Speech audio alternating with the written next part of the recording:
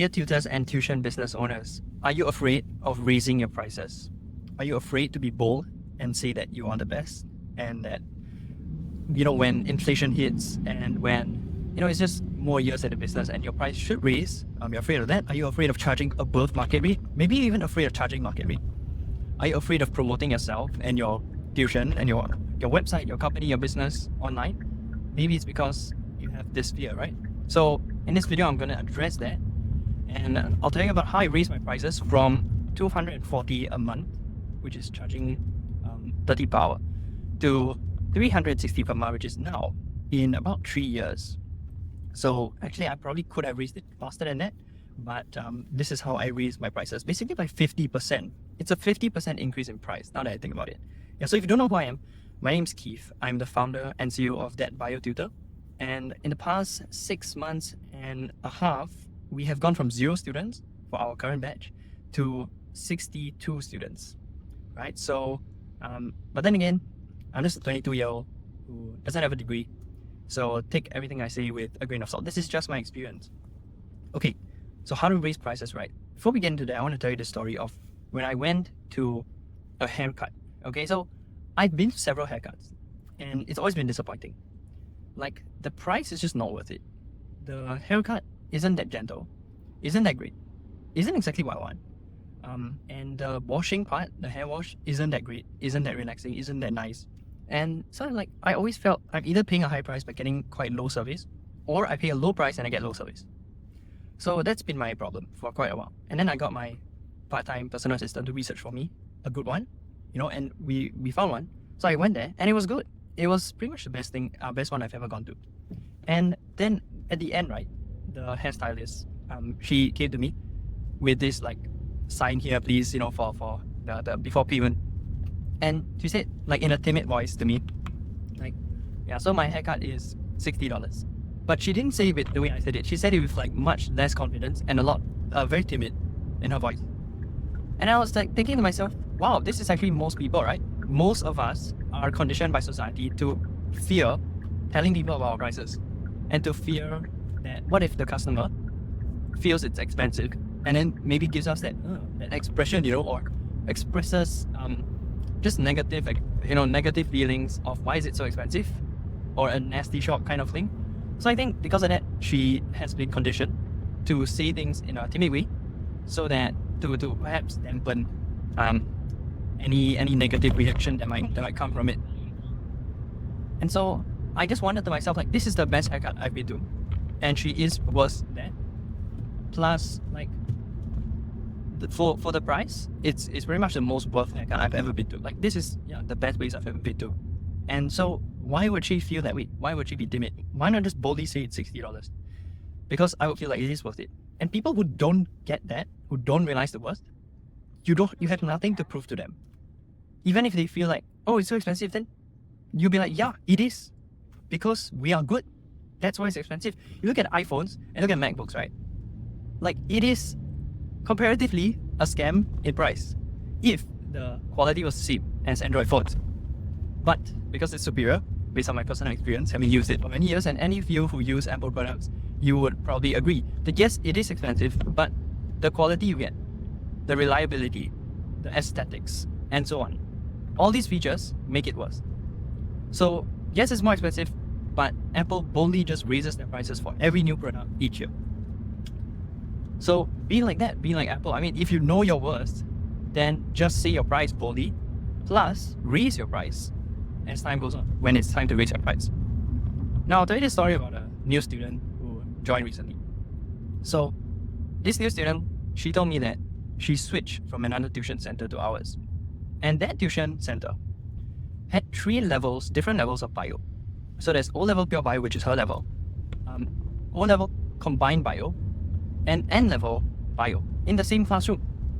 So that means that the best case scenario is that one of these levels are actually benefiting from the lesson content, while the other 2 must be suffering because they do not all learn the same exact content. And she tells me that the notes are insufficient and actually confusing, and her grades actually decreased after joining the tuition because of how confusing the notes were. It was just not beneficial. Yeah. And so after listening to that, I was like, man, the standard is low, okay? The bar is quite low to actually do well and to do a good job. The bar is set pretty low. And so I asked her about, do you know any other friends? And she said actually she left with 2 other friends who were with that tuition also. And I was like, oh, then tell them to come to us, because here is the best place. And if they go anywhere else, they would lose out. They wouldn't be getting the best experience or the best grades.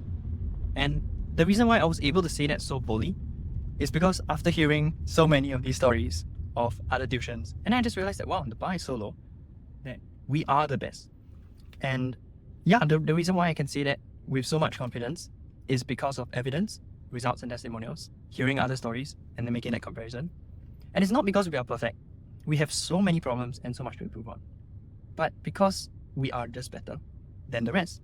And how much better? Not by much. Maybe only 20% better. But that itself makes us the best option. If you have 4 options and all are the same, but the 5th option is 20% better than all the rest, it is the best by definition. Being the best does not mean being perfect. And so because I know we are better than the rest, we are the best. Full stop. And so if out of these limited imperfect options, you had to choose the best one, then that would be us. And that's why I can say with confidence every time to every student, we are the best. We are the best because we focus on this niche for 3 years. All we do is improve the notes resources, improve how I explain things to students, come up with new analogies, new memory hacks for just this syllabus, So we are the best, hands down. No competition. No one can compete with that. And if there is someone out there who is better, then please apply to be a tutor because I'm hiring, okay? Because yeah, you don't want to compete with us. We are scary to compete against. So back to being bold with your prices, right? And being bold with saying such things that we are the best.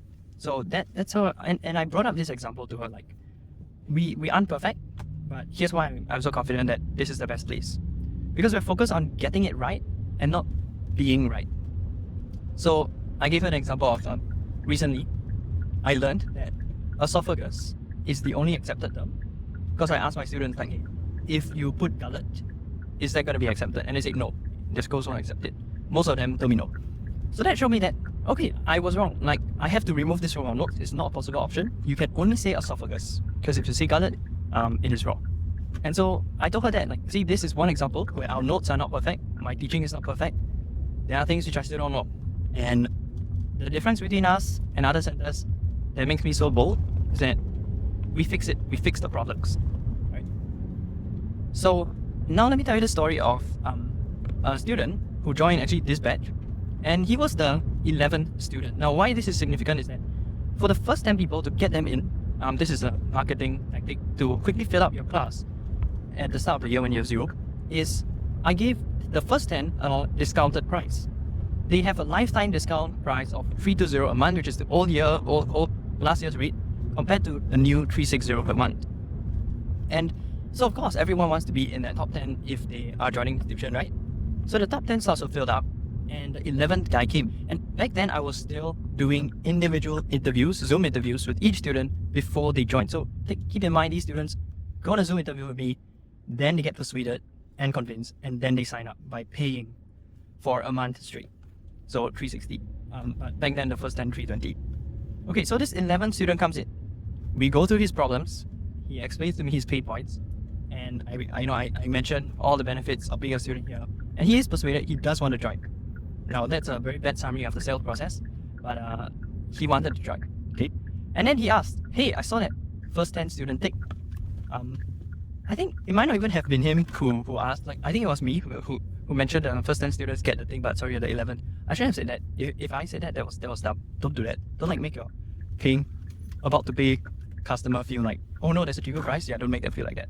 Yeah, so anyway, he learned of it. I don't know how, but then he asked, like, can I get it?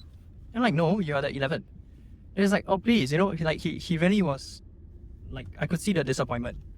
And I was afraid, what if he leaves? Because what if he wanted that price, and if he can't get this price, it might be unaffordable to him, and he might leave. And I just wasted more than half an hour on that Zoom meeting with him. What if I lose this customer? And you see, because students stay for really long, especially if they join at that time, it was December, he would stay for 10, 11 months. So times 360, that's quite a few $1,000. Okay, so each student can be worth a lot. And so, you see, for me to say no to that was quite scary. Why? Because I had just only 10 students. It was just the start. My income was very low. And I kind of feel that desperation of like, oh, I need to quickly fill up my students, right? So I could have very easily caved in. And I think the old me would have caved in and said, yeah, you know what, it's okay, it's only one more. Yeah, fine, I'll just let you have it, right? But I didn't, and I'm proud I didn't. I'm glad I didn't. So at that point, I realized something like, oh dang, I have the confidence now to turn people down, even if it means walking away from it. Yeah, so I was comfortable with walking away from that student, from getting that student, that thousands of dollars potentially from that student. And good news, he actually joined, and he has been a student ever since. So it's been great having him, and I'm so glad I stood my ground. Because even if okay, you can have it, 3-0, I bet you, every time he sees me in class, he wouldn't respect me as much. Because he know that this person bent, was like sweet. So, yeah, like you lose respect. You might win a student maybe, but you lose their respect forever. Because you didn't stand by your word. You showed that your word is fickle. You showed that your word doesn't mean that much. Okay, and how can they trust you and trust everything else you're saying if you can't even keep up that word, right? If you already said only first then. So, from these things, especially that last incident, I'd like to share with you these mental frameworks. They're all actually about the same thing. So one of them is called always be the buyer. So in that situation, I was like the buyer. You see, the seller always wants you to buy. And they're always like, oh, can you please buy? Can you please buy? Right? And the buyer is always like, I don't know, I guess if I want to, then I'll buy. Yeah. So the seller's always the desperate one. And the buyer is always the one choosing, right? So as new tutors, especially when our class size is small, we are always acting like the seller, right? We want the student, oh, please join, please join. The student's like, I don't know, should I?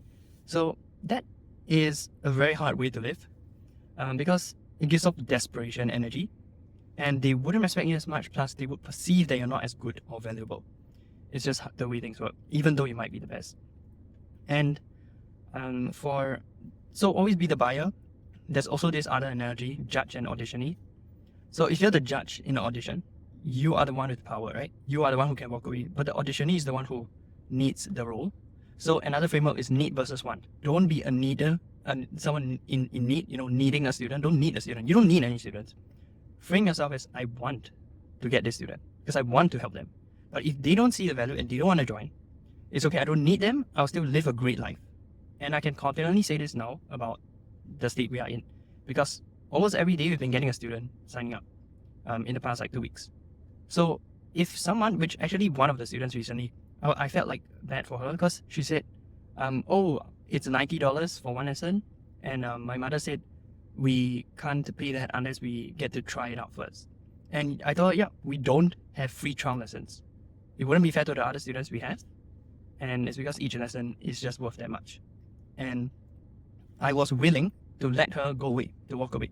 The old me would have said, oh, maybe free trial lesson, yeah, I can give that to you, how about that? But no, now it's just no free trials. If you walk away, you're lost, you're absolute and utter loss. And I really hope that she doesn't. And I did send here's all the resources and benefits you get. I sent that after that, so hopefully she can see the value of why we are priced this way, why we are above market rate. And yeah, but if she leaves, it doesn't matter. My class will fill up. I will have more than enough money to live a great life. So my needs are met. And everything else is bonus, is want. So when you operate from want and not need, you don't give off that desperation energy. You give us so much confidence. And you don't have stress. You don't have anxiety. Because you don't lack. You no longer lack. So operate from want and not lead. Operate from love. Like, I get to do this. I get to teach the student and save the student. I get to help them. Rather than, oh, I need them. Or if not, bad things happen. That's fear, right? So operate out of love and not fear. And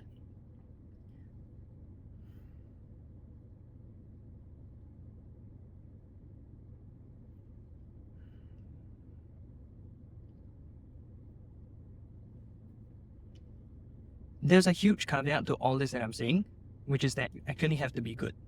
Because if you're not better than the average, then you won't have the conscience to say all these things, to know all these things.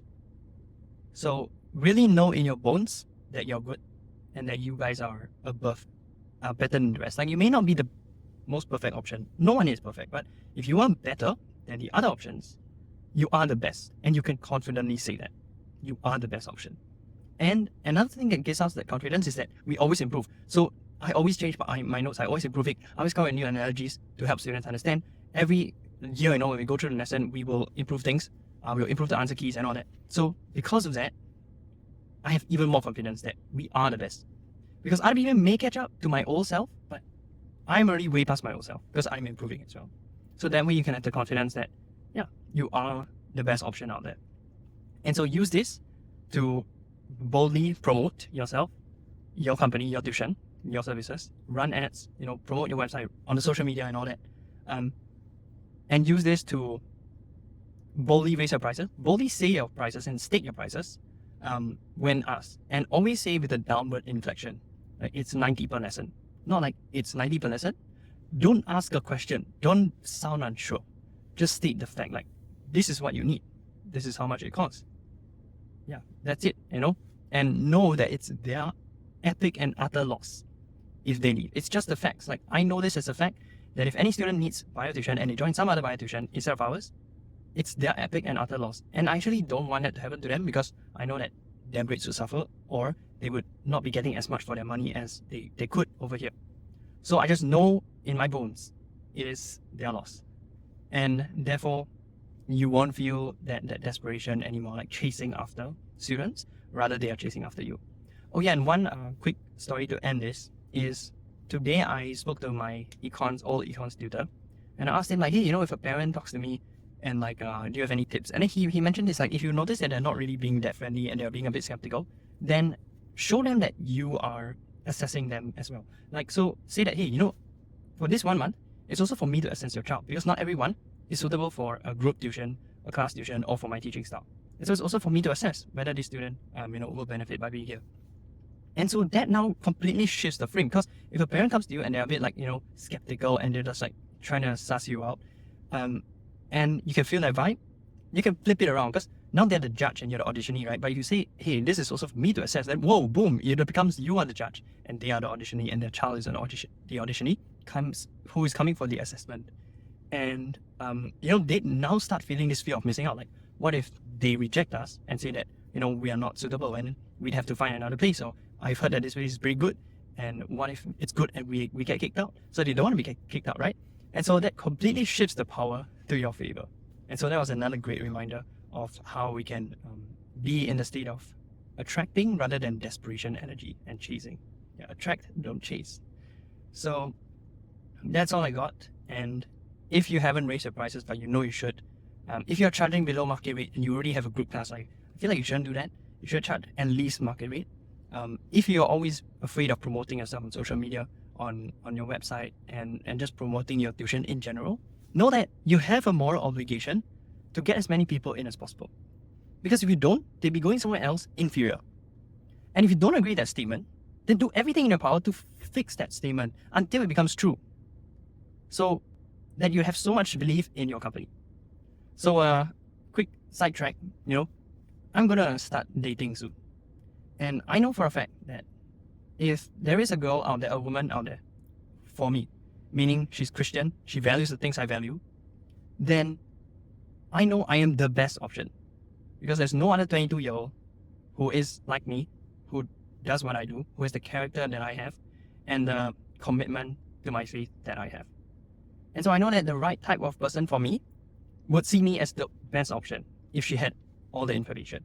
I literally know I'm the best, and therefore I'm going to go into it with confidence. And I'm going to be willing to walk away because I know I am the best and it's her epic and utter loss. So, side note, that's how I feel about my ex. Like, I feel happy thinking of like how she must be regretting every single day. And as my life progresses and gets better, the more I age, the worse she's gonna feel. Okay, so that might not be a healthy way of thinking about it. But yeah, so that's the level of confidence I have when it comes to walking away, because I know for a fact I'm the best option. And so you have to feel like that about your students as well. That right type of student for you, how do you know they're the right type? They are your right syllabus, they are right level, and they are the right kind of student, maybe they're the type who likes to study by themselves as well, and they're not just those who get spoon-fed. They genuinely will study and work as well. So if you're like, oh, I've noticed that those kind of students work really well with me, then they are your right type of student. So whatever it is that makes that person your right type, once you know about them enough, and then you can feel confident saying, yeah, I recommend this to you 100%. This is the best option. Okay, just as a doctor assesses the patients and then says, you have a bacterial infection, you need this antibiotic for 2 weeks. So they're going to say it with 100% confidence, right? And let's say the patient says, oh, but it's a bit expensive. Can you get a cheaper one? Then the doctor's like, no, you have this exact bacterial infection. We need this exact antibiotics to target that bacteria. So this is the one and this is the price. You can go elsewhere and buy it with a prescription from another doctor, but it'll probably be around the same price. So just get it now. So they would be so confident in saying all that because they know for a fact that for this type of patient, they need this solution. So you need to get to that state where you know, okay, these are the things that make my ideal, or not even ideal, but these are the things that make it my right type of student. And how I get that information is through my Google form when they sign up for my classes. And so knowing this, okay, this is the best option. Then from then on, every single interaction you have with them, when you talk to them, you see them in class, if they ask you questions on WhatsApp, if you're talking to their parent on WhatsApp or even in person, the tone, even the tone of how you send the messages will be so assured and full of confidence. Yeah, and that will be how you don't come off as desperate. Because I see so many businesses, I'm sure you've experienced this when you type on WhatsApp to inquire on something about business, right? And then you see they're really friendly with how they respond. And sometimes it comes off a bit like, are you guys really good? Because you seem like desperate. You seem like you really want me to just buy your stuff, right? And it doesn't feel that good. But if we do that, wouldn't you feel like maybe your students or the parents might go away? And that's actually how one I've experienced that when I'm too friendly, they start taking advantage of that. When I'm too friendly with how I text, like so much exclamation mark and smiley face and all that, then they start taking advantage of the fact that they're too friendly and disrespecting you and respecting you less. Like you can tell by the way they send the messages, by the words they use, right? Even though it's not that disrespectful, but you can tell. Versus when I send it without all those things, without all those like exclamation and all that, right? I'm always matter of fact, polite, doing right by them, but not overly friendly because I know that I'm the judge. They're the auditionee. They need me. I don't need them. And the switch comes when the student becomes a student, right? When they become a student, then I'm super friendly with them because you're my royalty. I treat you like royalty. So once you become a student, I treat you like royalty. I'll be extremely friendly with you in my texting because I don't need to position myself that way anymore. Like, oh, I'm assessing you because I've already assessed you and you're already in. You see, you're already in my fold. So I treat you guys who are within really, really well. But anyone who's outside and trying to get in, oh, well, I'll assess you and I'll should I? I don't have that same kind of amazing treatment yet because I'm still assessing you. I'm still the judge. You haven't passed the audition yet. Okay, so that's all I got. And be bold, be confident in your pricing, your advertising, your social media, and even your tones when you're texting people.